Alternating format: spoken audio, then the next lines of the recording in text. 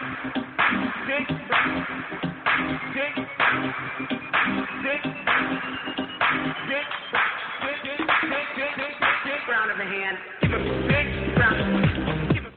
have homes on separate coasts, go dive in Greece with squids. Could have been so bleeping rich, but instead we had kids. They won't smile for a photo, they won't eat the food we choose. That's why we're heading to the Parents' Lounge to drown ourselves in booze. Every day we're more exhausted, we haven't slept in years. They hit me in the nuts so bad, my eyes filled up with tears. And yes, we'd like to fake our death and go off of the grids, but the truth is we are softies and we truly love our kids. So join us every Tuesday night to laugh at all our pain. Evening in the Parents' Lounge is the cure to staying sane.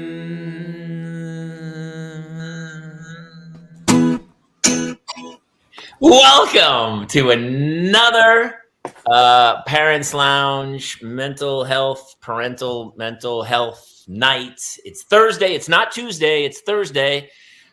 We have our original cast, Kate Mulligan, who every time I watch the opening, I go, we really need to put her into the opening. Well, she should show up to the shows, and then you could put her in the opening.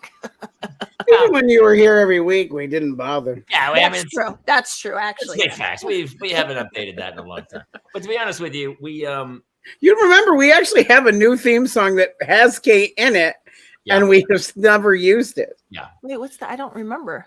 I don't know if she ever even heard it. One of our fans, who's a buddy of mine, Mark Seaman, that's his real name, by the way, Mark. I'm married to a guy named Dickie. It didn't even occur to me that wasn't. You know what I'm saying? Dick Murphy. Dick Murphy. And he wrote a song and he sent it to me, and I was like, "Yes, Stephanie. Yes, Mulligan's here." I don't think she's here for long, so we got to get us. We got to. I know. Well, and I want to advertise where I'm going, and it has to do with Kaler. That's true. So listen, Jamie Kaler, Jason Gowan, Kate Mulligan, we're here. It's Parental Mental Health Tuesday. We have a fantastic show. We thought lately about what we're doing the show for, and a lot of times we have people we interview who are super cool and fun, but for us, that's somewhat work.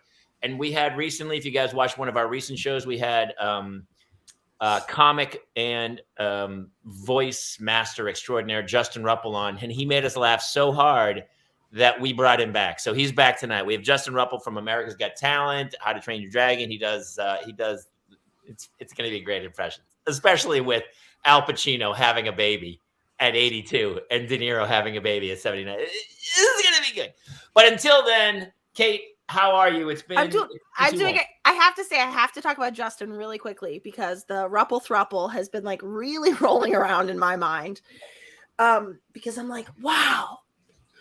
3 in a bed. Like I just keep going over the. You know what? Can we just bring him in, please, everybody? Justin Rupple. Why not? Let's go. Come on. Oh, Justin. Hold on. Go horizontal, man. There it is. And also, like this guy shows up, and it's like, of course he bagged 2 women. Look at this guy.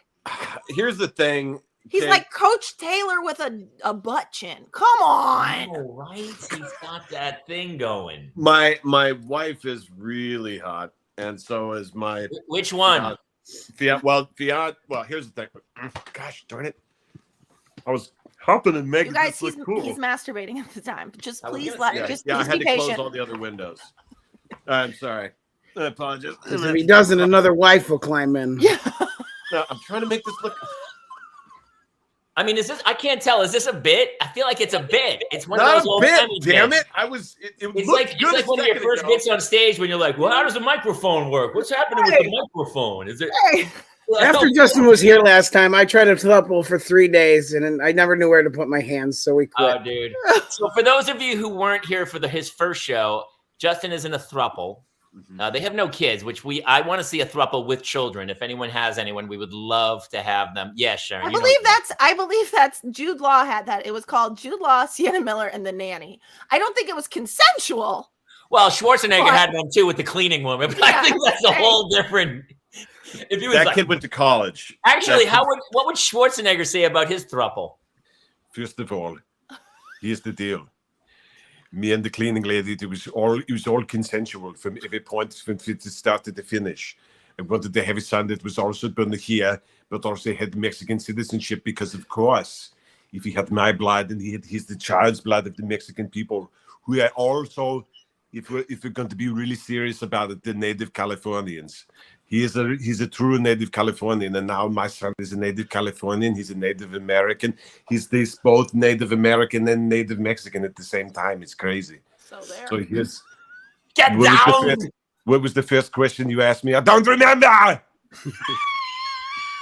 By the way, not to go off, because we got to talk to Mulligan before she leaves, but his throuple, do you think there's a little like animosity from Maria Shriver where the children she created with him seem pretty normal, but the kids he created with the cleaning woman is a monster. Like genetically, that kid looks like Schwarzenegger. He's a monster. He's a big dude. Let me be really clear. I think we all know the truth here.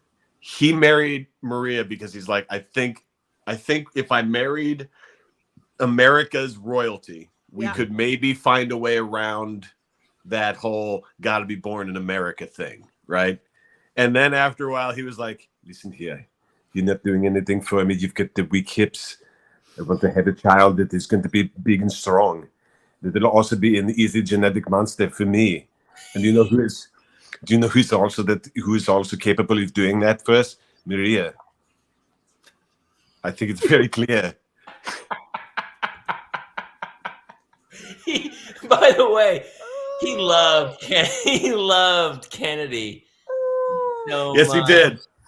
It's like when people like Nicolas Cage married Lisa Marie Presley. I'm sure she's wonderful and she's beautiful and it was wonderful, but in the back of the head, he's like, man, he loves Elvis. That dude loves Elvis. Him and Michael Jackson both did. And you got to know that her whole life, every guy that fell in love with her was a narcissistic kind of wingnut. Yeah. And in the back of the head, the guy's like, well, I'm not gay, but man, Elvis, I don't know. I would, right. Like there's a point in time where she was like, hey, why am I here? I don't know if that's how she sounded. Come on, man. Well, it is the curse of being a famous person's child. Yeah. I wouldn't know because I'm a child of a guidance counselor. But she was famous at her school because she's like, I did her husband created this amazing show that's on Nickelodeon called Aaron and Aaron. I'm going to turn it over to you, Kate, and talk about that. Well, so I couldn't do the show on Tuesday because we were at Great Wolf Lodge getting Legionnaire's disease. Hey, allegedly. But so I couldn't do the show on Tuesday because we were celebrating my son's belated birthday. And then they're like, oh, can you do tomorrow? Then I get a text from yesterday. Can you do tomorrow night instead? I'm like, 100% I'm in, not doing the math because like whenever there's like a Memorial Day, doesn't everybody feel like today's Wednesday? We missed Monday, right? Oh, I thought today was Friday. I went the opposite way. All day I've been like, it's Friday. So listen, either way, I just feel like those Monday holidays, you're always like, oh, there was 2 Sundays. That's fun. Anyway, so I was like, yeah, I can do it. Completely forgetting that every Thursday night, we either go to our neighbor across the street, our neighbors down the block, and watch Aaron and Aaron because my husband has a show on TV that we cannot watch because we're cable cutters. So I have to leave here at 7:20 to go watch the show. But last week I got to the house to watch it and Jamie Kaler's episode was airing. Mm-hmm.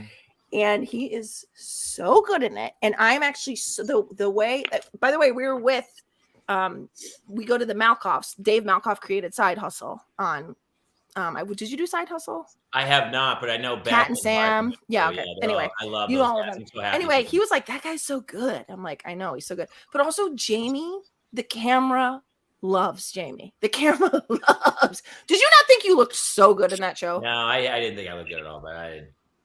Oh my God. I was like, he looks 12. He looks 12. Yeah, you don't really age, man. You don't age. I met you Except for the hands. Just the hands. It's even the hands are looking good. Look at how good the hands part look of his on camera. finger's regenerating. He cut it off a few days ago. It's coming back. And unfortunately, that finger's also growing a second Caleb. Here's what's great about Aaron and Aaron, by the way, and it's their first season, and the cast is phenomenal, and I was very lucky, and it was a super fun week. But you shoot these shows. I did Shake It Up. I did what was the other crazy redheaded? I've done numerous. I did Saved by the Bell, the new class. Yeah, Austin and Alley. I've done a lot of them. And you do them and you just, it's super fun. It's very broad. It's not really the shows we would watch and stuff. So sometimes you're watching and it's a little cringy. Dude, I thought the show was fantastic. And it kind of, it's like got this Partridge Family vibe where it's got the songs and the kids are super musical talents. And then the parents are super funny. And the little girl, the 9-year-old, is so talented. She's so good. She may be walking off with that show. I know she might be. So it was great to see, and I watched it with my daughters, and I watched myself on the show just now. And what did they think about you being a bad guy? You're kind of a bad guy in it. They live with him. They know. Oh, Claire must be evil because Claire, at the end, I get my comeuppance, and the girl steals my giant 6-foot donut, and that's not a euphemism. I literally have a 6-foot donut that she takes. It's not a word. It's not a code. I was hoping it wasn't a euphemism. Yeah. It's not my 6-foot donut. Why, I got a 6-foot. Why would it have been? And Claire was like, I go, hey, me talking about my bunghole. Claire goes, it was really good. I really liked it, but I was kind of upset when that girl got your 6-foot donut at the end. Because she wanted you to bring it home. She goes, and then they were like, was that a real donut? And I go, no, it was a prop. Parts of it where we did not realize at the time. It was covered in real frosting, but it was a fake donut. Yeah. Well, it's where is this donut now? Oh, and what I also love is that she's walking across the street to the neighbors. She doesn't have cable. It's been cut. Yeah. She's going across the street. Apparently, the neighbors have no ability to record a show and play it when they want. Apparently, when she walks across the street, it becomes 1982. And at 8:00 Thursday night, that show's going live. You know what's funny? It's almost, I think we do it for the boys so that that other people did not see their dad's show before they did. Like, that's why we want to watch it when it releases. Sure, that's in their head. Nice. That's exactly what they're thinking as they're watching. Yeah. What is Justin laughing at? My stupid brain was like, what if your daughter was Liam Neeson when you came? Father, I saw your episode. I was very troubled, Father. Why did they get the 6-foot donut? She's not a laughing mother. I was planning on having the 6-foot donut. I would like to have names. I'd like to have names. Who are they? Where can I find them? Do they have any weaknesses? How is their blood pressure? And are they susceptible to any diseases that we know of? Because I wanted to see Cat Williams get my 6-foot donut. Bitch, I will tell you, I am lactose intolerant. Not only am I lactose intolerant, I'm intolerant of jokes like this. This is not what the fuck? Why?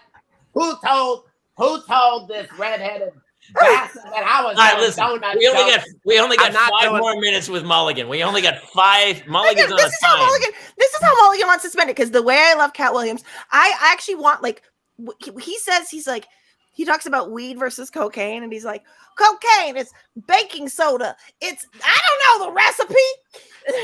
And he's like, but weed comes out of the ground. Weed comes out of the ground. It comes out like that. It's from God. Cocaine is coca plant, baking soda, sugar. I don't know the recipe, motherfucker. I'm just saying it's a whole chemistry kit. You ain't trusted God. That's your problem, bitch. That's all I'm saying. Okay, cellulite. That's my favorite one. He's like, women or stretch marks. He goes like, women, you either have stretch marks or you don't. Either way, Either way we fucking. Either way we fucking. All right. Either way we Okay. All right. Hold on. For everyone who's tuning in and you're like, oh, this is a sweet, wholesome parents lounge about, we're talking about parenting and stuff. We also, we thought about this a lot. And this is Parental Mental Health Thursday night.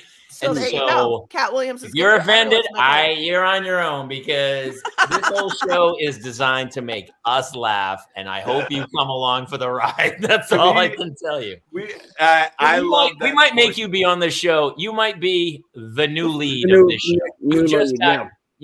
You're Kirstie Alley, and I'm Shelley Long, and I might be gone. I don't know. I don't really want to do it. Cheers.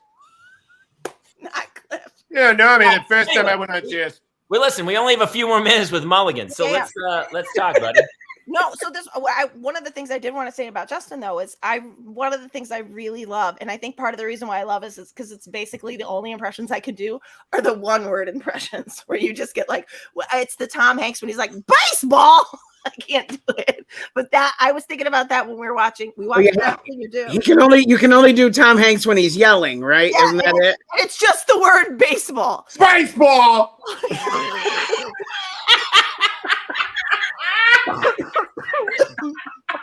Oh my God. It makes I can't do any others. I can't laugh so hard. It's like the baseball. I'm telling you, it's so good, dude. The number of things that I have to line up for that to work. It's like, okay, so I can't really do a Tom. So I'll give you guys my Cat Williams. Okay, I'm gonna do Tom Hanks, but I can only do one word, and the word has to be baseball. And then he just nails it. Baseball. I've had so many people just be like, so you do Tom Hanks? I'm like, right. We're going to have to reverse engineer a joke so that the punchline is. Oh my God, you guys, let's all come up with questions for Tom Hanks. Tom Hanks, what is I'm there like breaking out in a in? sweat. I'm laughing so hard, I'm sweating. Hey, Tom Hanks, what sport is there no crying in? Baseball!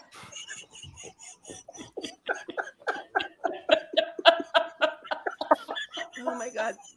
What Anyway, listen, Aaron with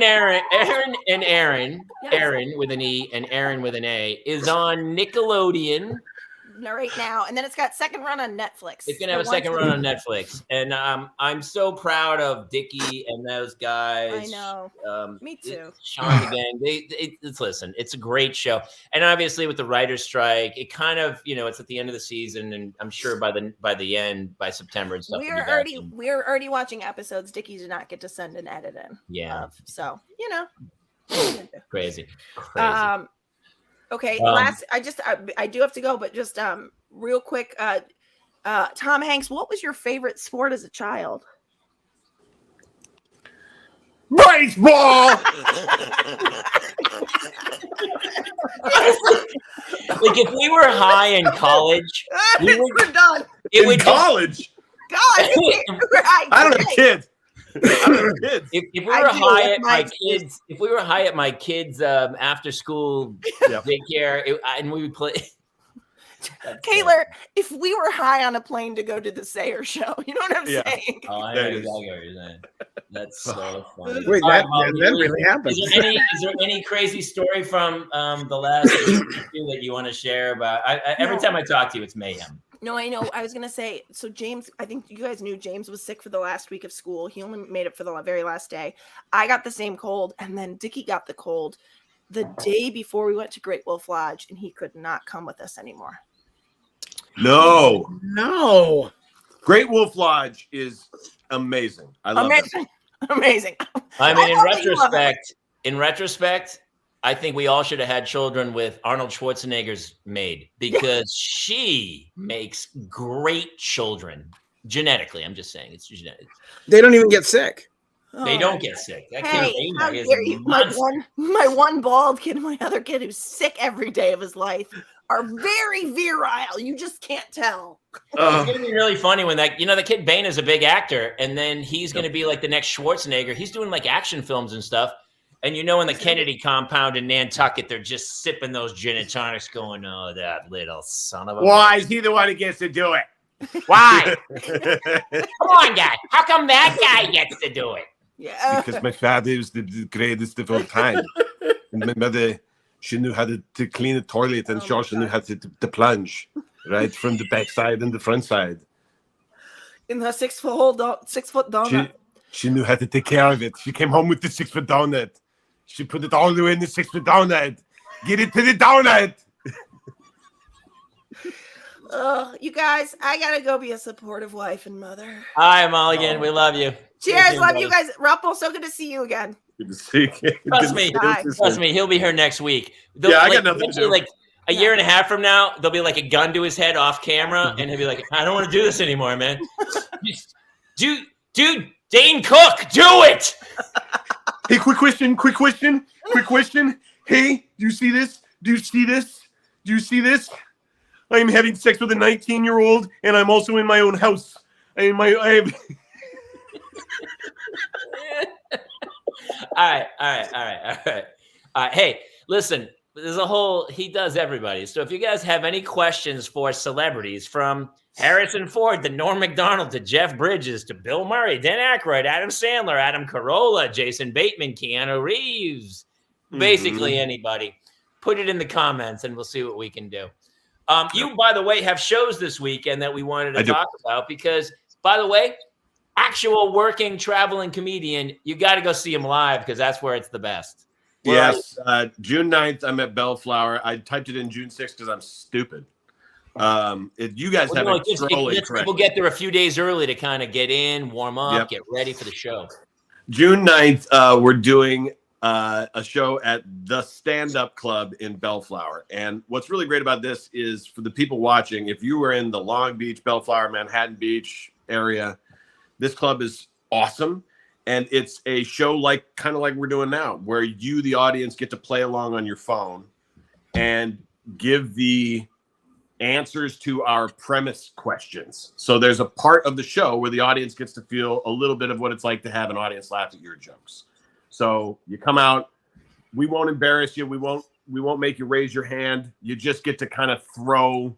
It's kind of like karaoke meets comedy and a comment section. We have a comment section. Do you want to? I mean, do we have any lead-in questions? Well, so basically, one of the things that I do in the show is I ask the audience, since I think we've all seen some films. Like it's in the zeitgeist. We all know what happens at the end of Titanic. We all know Back to the Future. So if there are any celebrities that you want to explain the plot lines of those movies in less than 30 seconds, I am much to oblige those. So for example, Norm Macdonald is very good at explaining plot lines to films so that you never have to see them again.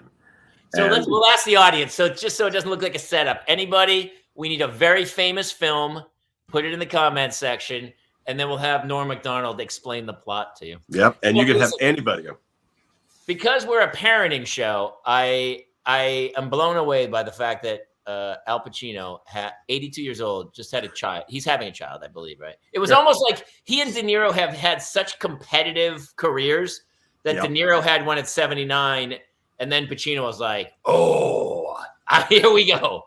Although he did, apparently, he has some ailment unrelated to the fact that he's 82. And he was like, there's no way I can be the father. And he made the woman take a paternity test. And it, no and way. She go, no way that baby is mine. I'm shooting blanks. 82 years old. I wouldn't be on a parenting podcast anymore. Skip, skibbly, do that. Sperm out the door. Not gonna happen. Not today, not tomorrow. I would have thought you were shooting like cobwebs by then. 82. Spider webs. Walking through the spider web. Leave a message. I'll call you back. Gwen Stefani. Just Gwen Stefani. Hey, Al, real quick. I understand you made the woman who's pregnant. You made her take a paternity test. Sure did. Tell you why. I am worth just north of $45,000. A lot of money. Had to have that money protected. You know what I'm saying? Can't have all of these new women coming out of the woodwork saying they're entitled to a new Cadillac. Not today, pal. Not today. One of our fans, Cam Mixon, wants to know, he has a question for De Niro and Pacino. Are you guys trying to compete with Nick Cannon for having, apparently Nick Cannon has 200 children, I believe. I'll tell you, my slong is like a cannon. In there. It's got 9 bullets in it. Wait, cannons have 9 shots? Cannons come with 9 shots? I call my penis Nick Cannon. Got 9 shots in there. Still working. You can find one of my balls buried. Put it in the cannon. Still works. Hoorah!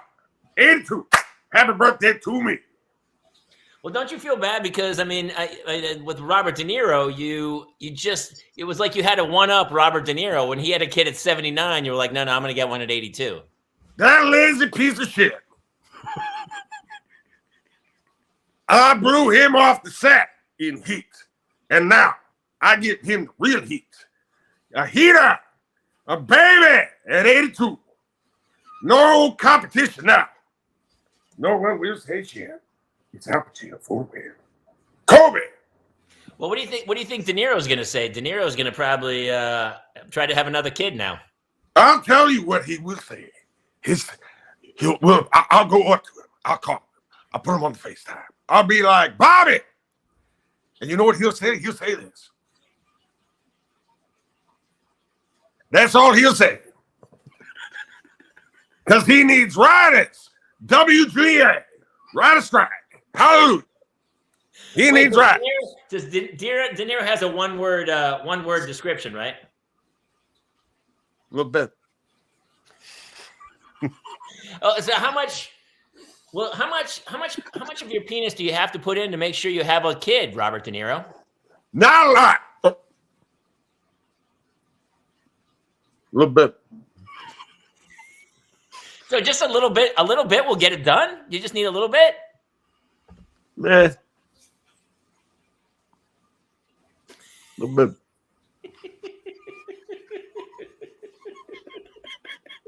I have to make sure to show the stupid birthmark. I saw the birthmark. I was like, wait a minute, man. You look I'm trying to move my like face. A little bit. You said some things. You're good. I can't do a New York accent. It is a crux. I can't do a New York accent to save my life. Like I can do. We know. I do an okay Jim Carrey. Yeah, Jim Carrey. Shannon, your guest or your audience member said Jim Carrey sounds to me like Ryan Reynolds, and they sound identical to each other. So switching back and forth between the two is. And Mike Myers told us that the Canadians, they go up in the middle and they keep it going until they're ready for you to answer their question, and then they go down. So like that's the way a Canadian talks. So if you take that Canadian talking points up here and then up like this, and then first of all, when you go up and you ask questions, is that really what you're doing? Hi, that's Ryan Reynolds. And then that's also Jim Carrey. I have some questions for you. You know, it's that same. That's so funny, dude. Yeah, so they're in the same register. So funny. Well, listen, for the parenting stuff, dude. Jason had a crazy week with his kids. Can you hang for a bit? And we're gonna chat. Well, actually, I'm gonna tell. I want to talk about my medical news, but I know that there's a doctor I want to inquire from. Can we hear the news first? Yeah. Yes, and then absolutely. And then I have a medical opinion. The doctor will reenact it. Yeah. Okay. So I finally, after 2 long weeks, got the results back on my tests. I do not have lupus. I do not have MS. There is too much of blood in my spinal column that's the serious part of this, but they don't know what the lesions are. and they don't know what caused them. And I'm far too young for them to actually still be there. So I was wondering if Dr. Zoidberg knew what was going on. Well, the first question I would have to ask you, Jason, is if you had any sandwiches that have been populated by any maggots recently? I had some gas station sushi. Uh-huh. The second follow-up question I would also have, do you have any more of this gas station sushi? My phone. I do. I can send some over. I can fax it over to you. Fantastic. The better the sushi, the longer it's been sitting out. As long as I can do a biopsy, and by biopsy I mean eat it, then we will have a fine time finding out if it is something intestinal or something far worse. What is the most disgusting thing both of you guys have ever eaten? Have you ever eaten anything where you were like, wow, man, I ate that? Oof. I mean, we talked recently. I made pancake batter that I knew was like the box of pancake mix was 2 years expired. Literally expired. Yeah. And I kind of almost did it because my wife was like, "You can't eat that," and I go, "I'll show you." I've spent a lot of time as a stoner in my life, so I've been several times. I go to the fridge as the night gets longer, and you still don't have anything in the fridge, and you keep checking back. Oh yeah, and you're like, okay. Then the fifth or sixth time, you're like, yeah, Caesar dressing is a dip. Oh, well, of course. And you're like, right, with teriyaki chicken. You're like, no. And then like you're doing that backwards math of like trying to put proteins with the crap. And it's just, I can think of the time. I would come home so drunk at like 2 a.m. and I would just sit, you sit at the cupboard and you feel like you've been there for like 30 seconds, but you've been there for about 42 minutes and you're just there. And finally you just go, can of corn. That sounds good. And then I would put the can of corn in the pan. This is an old bit of mine. And then because it happened, I'd put the can in the pan. I'd put the heater on and I was like, I'm just going to lay down for a couple minutes while that cooks. And then 4 hours later, the smoke alarm woke me up. And the pot had melted onto the stove, and it was So yeah, I mean, that was the old days where like, dude, I torched a hot dog once for what I thought was 3 minutes in the microwave, which was 30, but I went and took bong toast afterwards. You didn't burn the house, right? Like I was like, oh my God, I literally almost burned the house down. We came into the kitchen, the microwave is on fire. We put it out with water because we're stupid. It caused even more problems. And now it was college. So the rest of 6 months, that was a wonderful greeting. Hello. For 6 months, it smelled like that burnt hot dog. And it was the worst. I mean, I don't know what they make hot dogs out of, but I can't imagine that level of nuclear burnt. It was I still to this day, I'm like, God, that was the worst fuck. Oh. That was like the time my wife reheated salmon in the toaster oven. I was like, dude, don't ever. That toaster oven's dead to me. Because then every piece of toast you ate for the next, it was like, you want cinnamon toast? How about cinnamon salmon toast? Like every piece of toast is like, I can really taste the salmon in this. That's fantastic. Don't do that. You don't reheat salmon in anything. Once if you're not going to finish the salmon, that salmon's gone. And you can't even put it in the trash. You have to take that literally outside the house.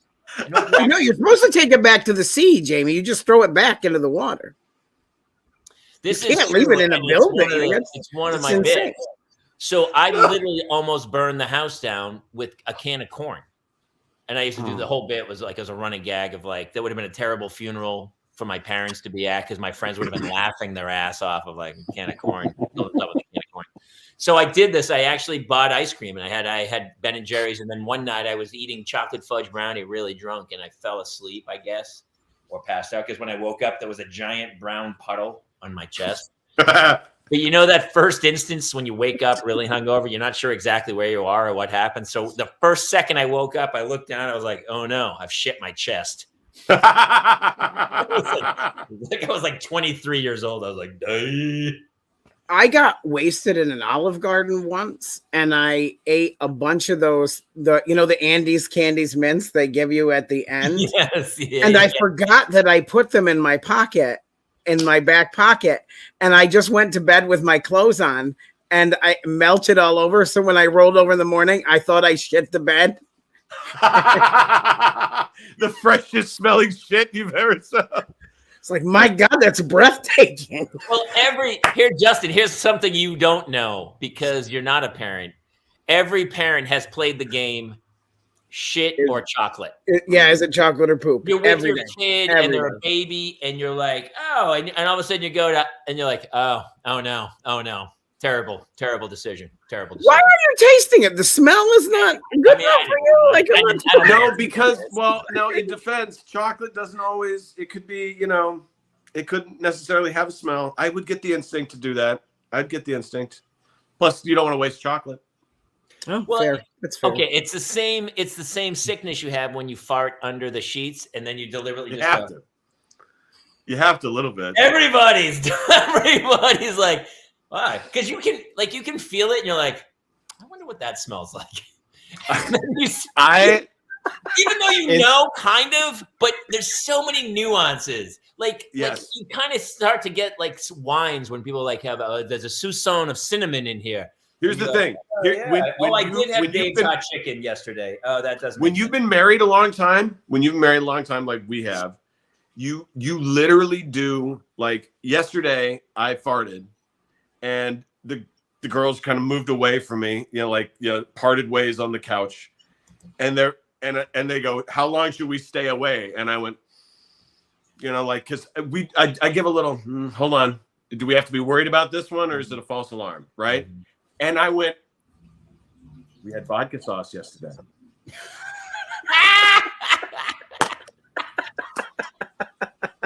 Well, it's also so specific. Like my oldest daughter, who rips him all the time, she lies. She's like, "That wasn't me." I go, "Hannah, we all know it's you. We smell it. We all know. Like it's very specific. I don't know what you're eating, but whatever it is, we know it's you." Right. I mean, you can't, right, Jason? Can you tell which kid is which in the? Oh yeah. And sometimes the twins will divide the. Yeah, I have twin 4-year-olds. Yeah. Oh, yeah, for sure. Logan smells like wet mousse, and Anthony's are pretty normal. I love it. I love that. I'm sorry. I'm sorry. Wet mousse. Correct. Like Rocky and Bullwinkle or chocolate mousse? Rocky and Bullwinkle mixed with old chocolate mousse. So a bit of both. I mean, how do you know what wet mousse smells like? How would Alan Rickman feel about smelling wet mousse? Would first like to let you know, do not fuck with mice, which is the plural for moose.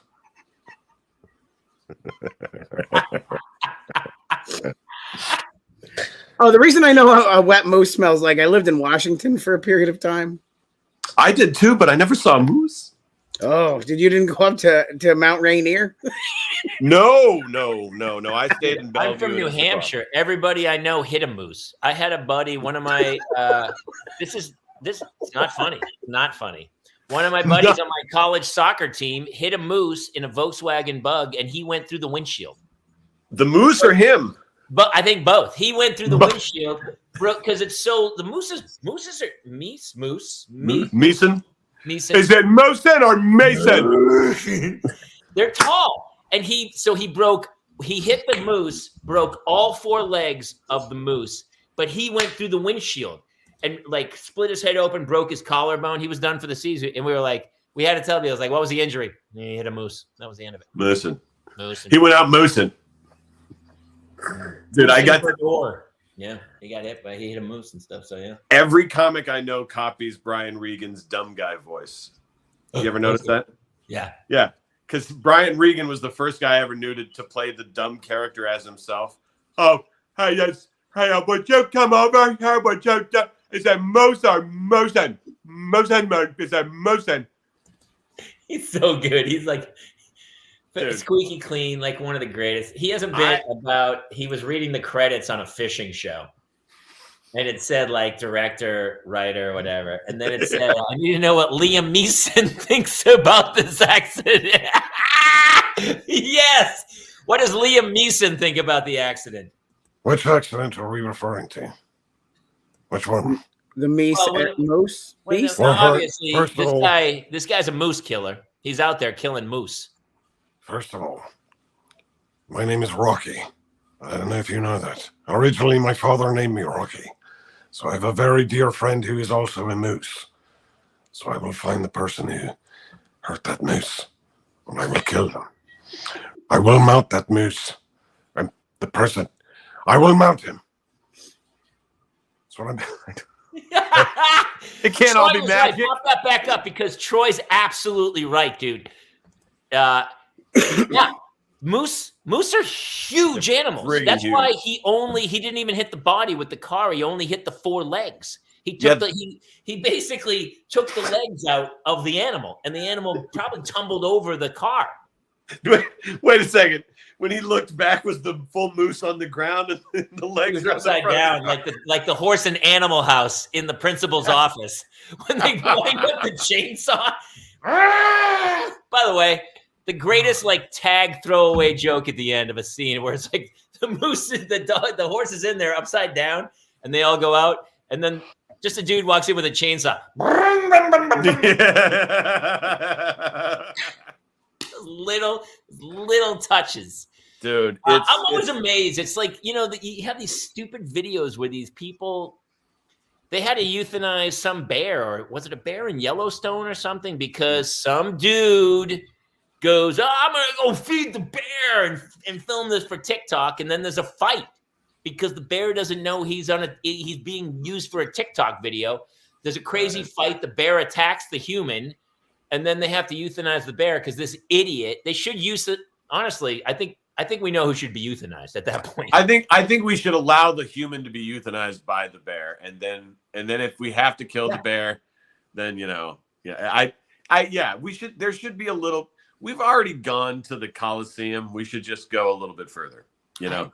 I agree. Yeah, listen. It was like some kids. I just read some story. These three kids. It's not the bear's fault, right? Exactly. Nothing's. Everybody knows bears aren't on TikTok. They're still on MySpace. We have a coyote who lives in our neighborhood. We have a pretty big coyote. It looks like a giant German Shepherd who runs around our neighborhood. And the neighbors are up in arms about this thing. And I'm like, dude, he's a coyote. He lives in the canyon. He's coming down. And they're like, what's he doing? Is he eating cats? I go, I mean, cats are hard to catch. He might. But honestly, my guess is he's rummaging. People are leaving trash out, or, there's always that crazy old woman who's like, I'm going to put some food out for stray cats. And the coyotes are like, yeah, you should keep doing that. That sounds fantastic. Yeah. Appreciate that. Yeah. So. No, when it comes to like coyotes and stuff like that, Ben. Oh, you sleeping? I'm sorry. My dog is sleeping next to me, but she's sleeping so quiet that I was like, are you dead? Oh my God. That's a scary feeling. But coyotes are aren't they pack animals?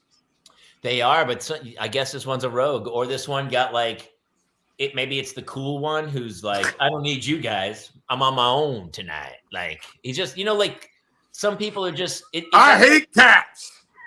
Give me a fucking cat. I'm a cool coyote. It's like those people who can go out and I can go out to a bar and sit and eat dinner by myself. Like, I don't care. I can't do that. You can't?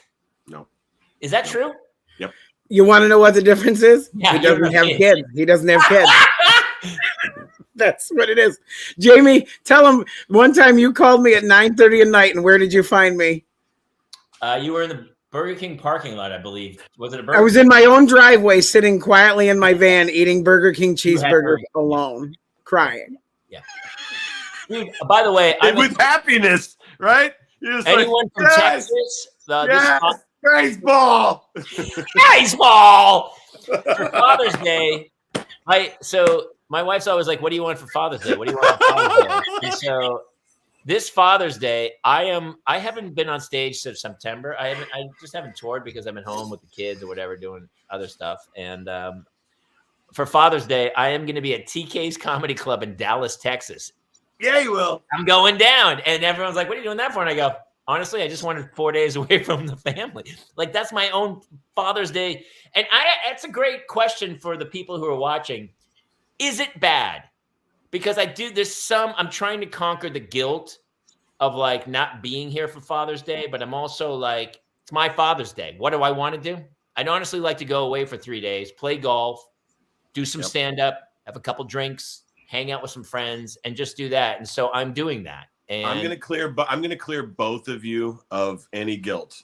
I loved my parents more when they came home from stuff because you forgot.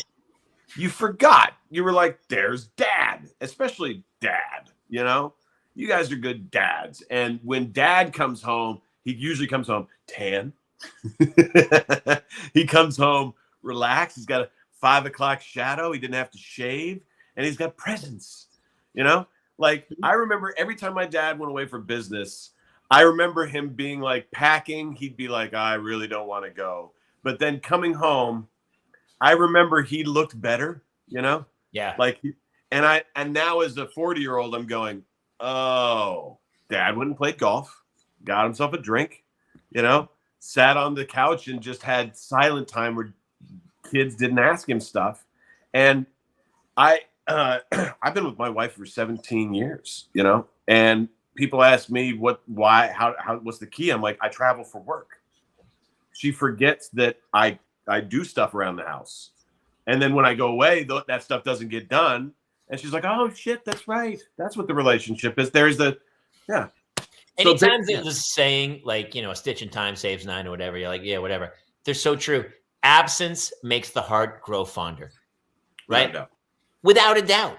Mm-hmm. And so my wife and I have talked about this, about like, sometimes we feel this pressure to, well, I guess we got to travel together and go have a weekend and it's our anniversary. We should do this. And so I do love doing that. That's super fun. I think couples need their alone time together, but I think we are still individuals and that we need, especially, dude, I got married super late. I mean, I was a touring comic.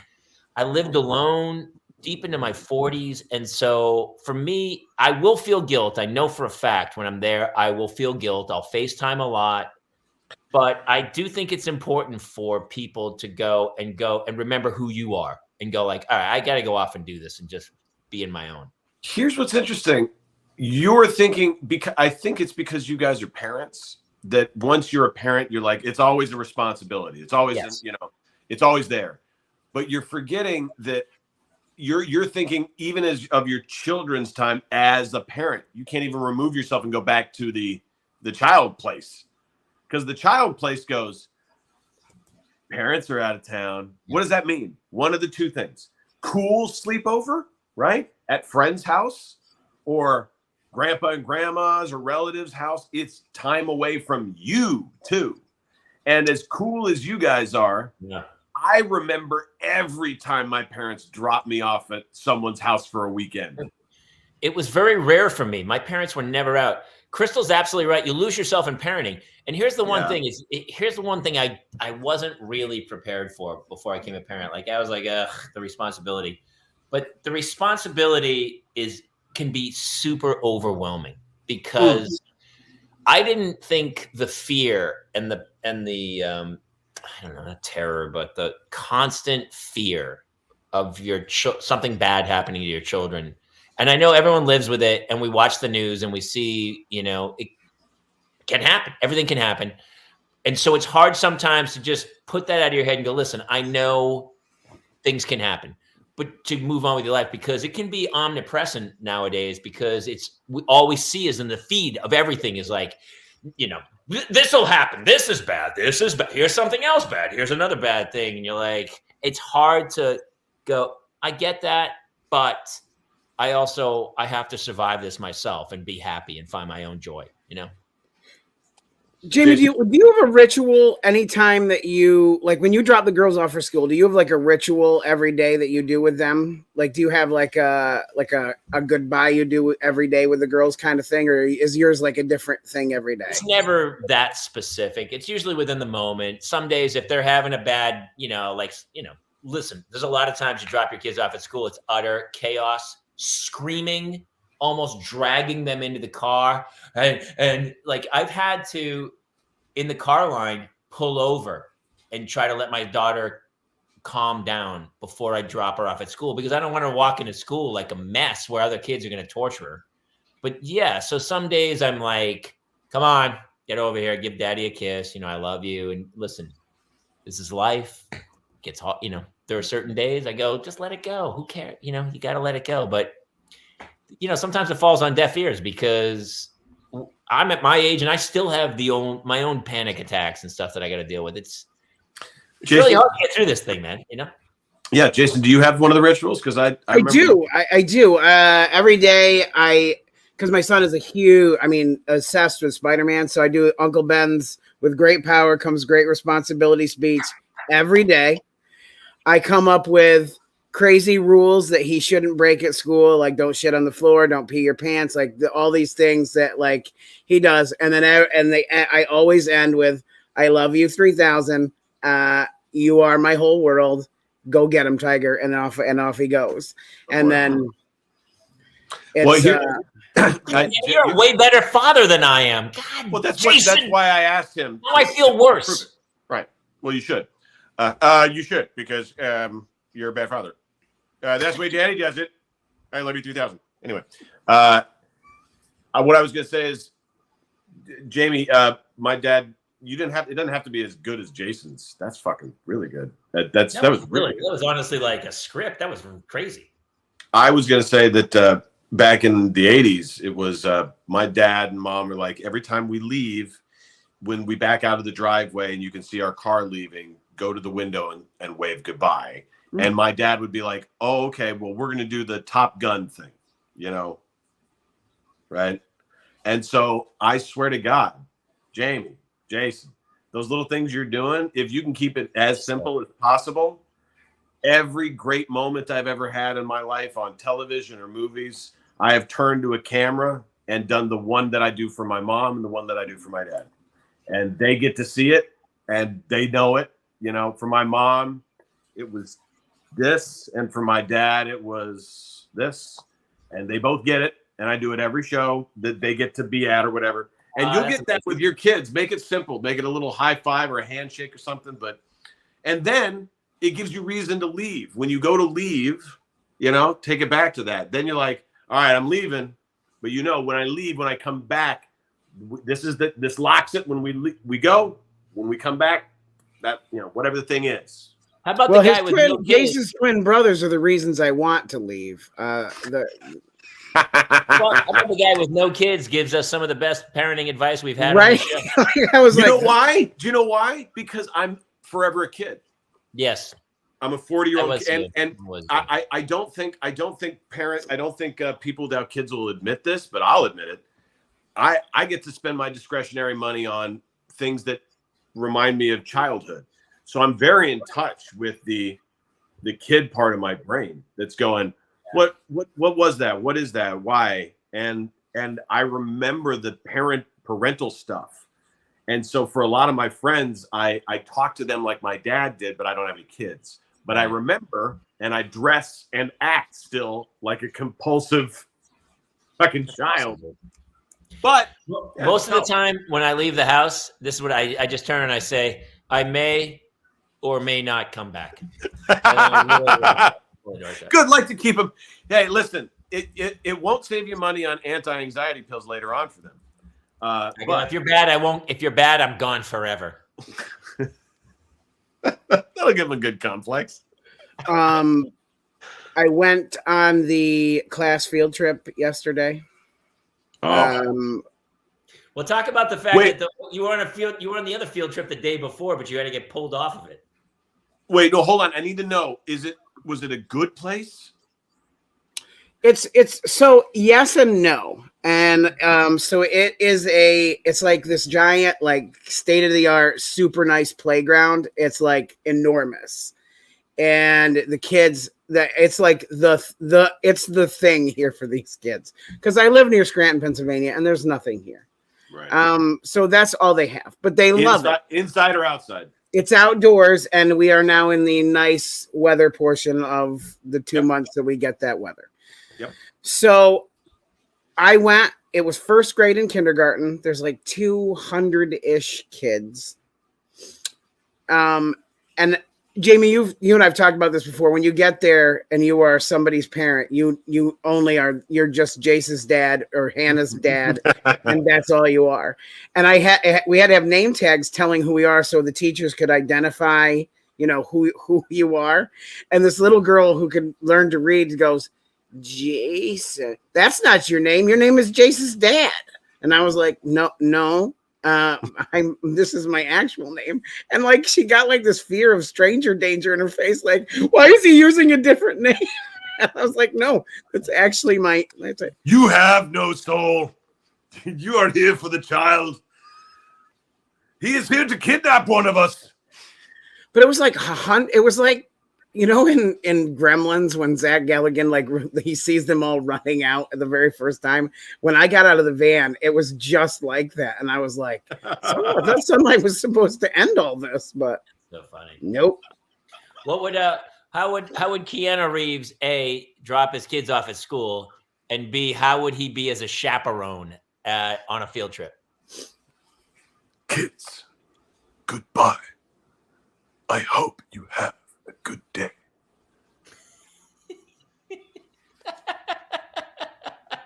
I would take great care of the children. I will keep them safe. I will bring them back. That's it. Here's what I loved. It was that in the new movie he says 300 words total. 300 words. Oh, it's not even honestly, that seems like a lot. I wouldn't even have guessed that many. Right. So it's approximately, based on the paycheck, about $67,000 per word. And if you break that out per letter per average, it's about $5,000 to $10,000 per letter. Right? Nice math. And so what's even creepier is that most of the stuff in there was just like it was just people asking him questions. Like every question was answered in the shortest possible way. It could have been the longest answer that needed to be given, but he would give it the shortest answer you've ever heard. They'd be like, listen, have you read all of the Bible? What? We need it summarized quickly. God is love. That's it. All the books of the Bible. God is love. That's it. I will tell you, when I see him interviewed on like talk shows, he's so inspirational and warm and I mean, he just seems so honest and sincere. You're like, not only are you arguably one of the greatest movie stars within your genre, like, no, you're not supposed to do Shakespeare. We love that you took a crack at it. It doesn't fit properly, but within your genre, we love you. Huge movie star. Just seems like the most humble, normal cat who's just like had this amazing journey. I honestly, if you could go back in time and be somebody else, he'd be pretty near the top of my list.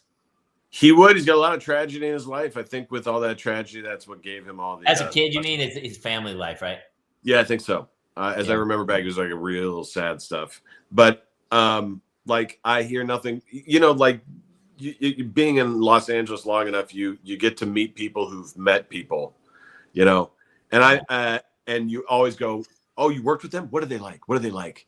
And you hear every once in a while there's a bad story about just about everybody. Yeah. I haven't heard one about 4 or 5 people. He's one of them. He's one of them that I haven't heard a bad story. Paul Rudd is the other one that I never hear anything bad about. You do Paul Rudd? I don't. You know why? Because I can't. He's that distinctive. It would be hard to do him. There you go. The issue is his face is distinct. and it's not his voice necessarily that we like. It's his big smile, and he just has that kind of smile. He's just that kind of guy. In that James Marsden range where they're just like they're eternally young, super good actors. They fit the role. They kind of keep to their own. Yeah.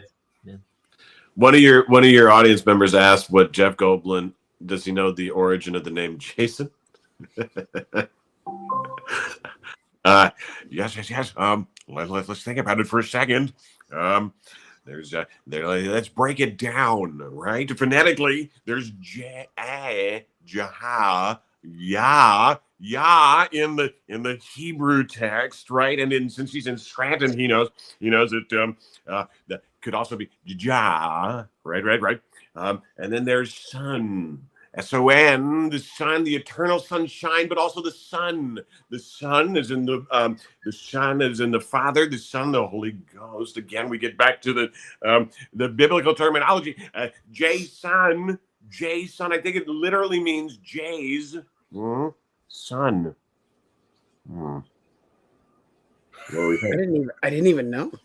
Honestly, that makes a lot of sense. That makes a lot. Doesn't it? It totally does. Oh, watch it. The girls are home. They're gonna go crazy here. The dog's gonna go crazy here in a second. All right, dude, we've beaten you up. Honestly, you might be the new series regular on this show, dude. I mean, yes. Like with the rest of us, there's no pay involved whatsoever. But I think you're really starting to. Hey, you should almost be Dr. Evil with your dog, with your little dog. Have a dog. Oh yeah. $1 million. And they have come home with goodwill. Lots of stuff, guys. Hello. I bought a lamp. I love lamp. Yeah, we don't. They buy what they want. So. I found Dolce and Gabbana, Daddy. Oh. Dolce and Gabbana. At the Goodwill. Dolce and Goodwilla. Yes, I love it. All right, listen. I got to wrap this anyway soon because I got to go put the kids to bed. Right. I'm going to do one more pump for June 6th in Bellflower. Are you there the whole weekend? June 9th. It's next week. It's my fault. It's on the screen. It's June 6th because I'm stupid. Oh, no. It's June 9th. Bellflower, California. But go find Justin's. Go find all of his pages. His Instagram's hilarious, and you have a huge following and stuff, so it's awesome. And you TikTok, you're blowing up. So go find Justin Rupple. It's always the Rupple, TheRupple. My last. And if you're interested in forming your own throuple, I think you have a starter pack somewhere. You should do. Yes, we sell those. We sell those. Yes. Yeah. That's how I messed it up. I never got the starter pack. We'll go out on one. I want to hear because we all know that Jeff Bridges invented the throuple. I believe he was the very first one back in the early 70s to get in. I believe I was up in Laurel Canyon, Jeff, and you had your own throuple up there. I don't know the other two women, but they were very famous. Right, man. It was, there was a lot of ins and outs with that one, man. First of all, I thought it was a throuple. It turns out, man, I had done 9 tabs of high-powered bladder acid and was just looking in a mirror, man. But and you saw 2 people in the mirror? Man. Yeah. But I had, how like an astral projection, you go forward in time. So I was an old person, and then younger, also, like I was the 3 people, man. I don't know. It was. Well, this was back during like Last Picture Show, Thunderbolt, and Lightfoot early on. Right. And then, of course, during Tron, I know you had a giant, like you were living in a commune, like an orgy, I believe. Was there a 6-foot donut involved? There was, man. The 6-foot donut is where we are. we would next to the orgy pit. Well, I that's believe what the donut. I've seen the photos, and the donut Right. was obviously you guys are up in Laurel Canyon, and I know all the guys from Crosby, Stills, Nash and Young were there, and then it was a lot of stuff happened by the jacuzzi. I feel like back in the day. That's right. There. Well, we all got. I think it was actually a Great Wolf Lodge. I believe it was. I believe that's where the whole thing started. We all got. If I remember, Legionnaire's disease. But I think that's how they came up with the album, Legionnaire's Disease by the Allman Brothers. I must have missed that one. I know Melissa. And some other not the almond. The almond with a D. Oh, the almond brothers. The tribute band. I got Legionnaires. That Great Wolf, that great hit. All right, hey, ladies and gentlemen, listen, Justin, I can't. You know what? We had this big discussion because we keep having parents on, and I was like, Jason and I were both like, we don't care, man. I laughed so hard after each of these shows that we'll talk to the fans and we'll listen to what people say. But honestly, you might have to come every week. But here's the thing, Jamie. He also gave great perspective because he's not blinded by the shittiness of the children. Listen, I'll be the Robin Quivers to both of your Howard Sterns, and I would argue you'd be the Howard Stern to both of our Robin Quivers. I don't know how to do a Howard Stern impression. But we'll work on that before next week. You guys, it's an honor to be here. Here's the thing: I can't just sit alone and do the voices. It takes good teamwork to make these things come out. So thank you. So listen, thank you for being part of this. And I can tell from the comments, and we had huge numbers. People, I mean, it's intoxicating, and especially to watch like within the context of all the different dilemmas that we get into as parenting, like to hear these things, it's super funny. So listen, everybody, go follow him on all of his social media stuff. And we did a crazy Thursday night one because we couldn't do one Tuesday. We were all busy. So thank you guys for tuning in. There was a ton of people, and thank you for sharing. Be sure to go follow us on all YouTube or wherever you're watching it, or on Facebook. Facebook, you can do stars. Share it with somebody else. The one thing you don't know, Justin, is that parenting is really overwhelming. So why I didn't do it. I know. And that's why I didn't do it. Hard. I was 50. I was like, let me wait to the last possible. I almost Al Pacino'd it, but not quite. But almost, baby. Almost. Oh. Get about some Basil Haynes. It's so funny. All right, listen, we're out. I got to go put my kids to bed. We love you guys. Thank you guys for tuning in. Please subscribe, follow, help, support, share. Follow Justin. Go see him live. And we'll see you guys next week in the Parents Lounge. Yes. Cheers. Good night, everybody. Bye.